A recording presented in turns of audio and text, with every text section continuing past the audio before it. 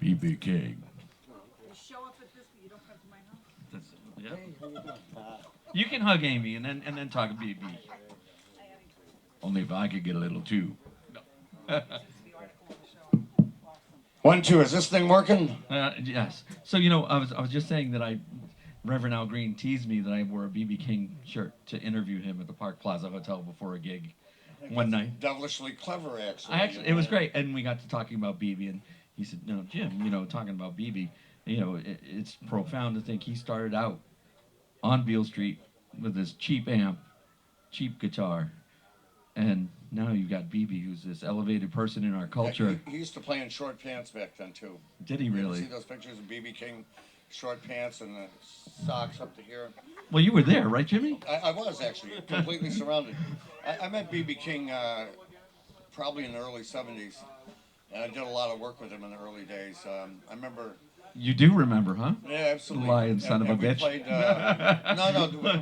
I remember the first time I played with him, we played in Roslyn, New York, my father's place, and I opened for BB that night, and during the break, BB King and I determined that they captured Son of Sam that night, remember that, the serial killer, and BB and I remarked at how the announcement of his capture got more applause than either of our sets. So. Oh, that's awful.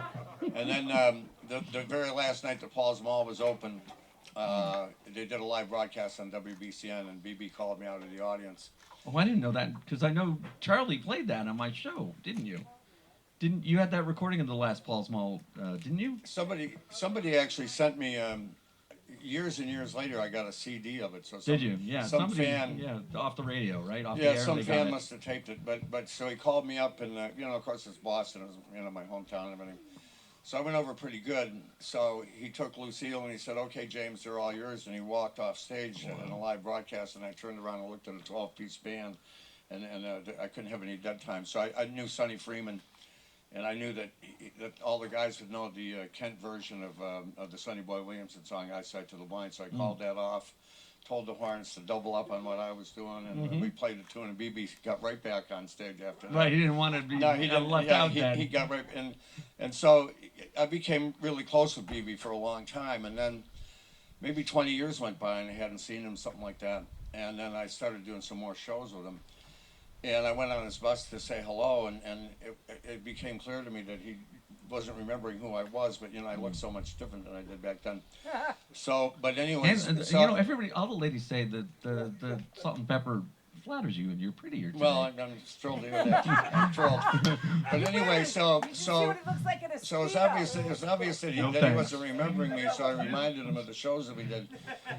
And BB King said, "James," he says, "I don't remember all the guys that I've met over the years." He said, "I remember all the women, but I don't remember all the guys that I've met over the years." And then I ended up playing a 70th birthday party up in Concord, New Hampshire, and I played his 80th birthday party at Symphony Hall, and I brought Weepin' Willie on that show. I was there, remember? Exactly. So BB King and I became friends all over again in the later years. And actually, when he passed away, I was on the road with his daughter, Claudette King, his youngest daughter.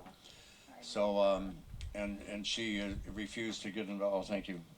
And she refused to get involved in the BB King, I think, had 4 different families at one time, and none of them knew about each other. They were all in different. And when we played his 70th birthday party, there was like one family over there and one family over here, downstairs in the dressing room. And they all had a curious bulge in their... 4 different families. Of course, by then they all knew.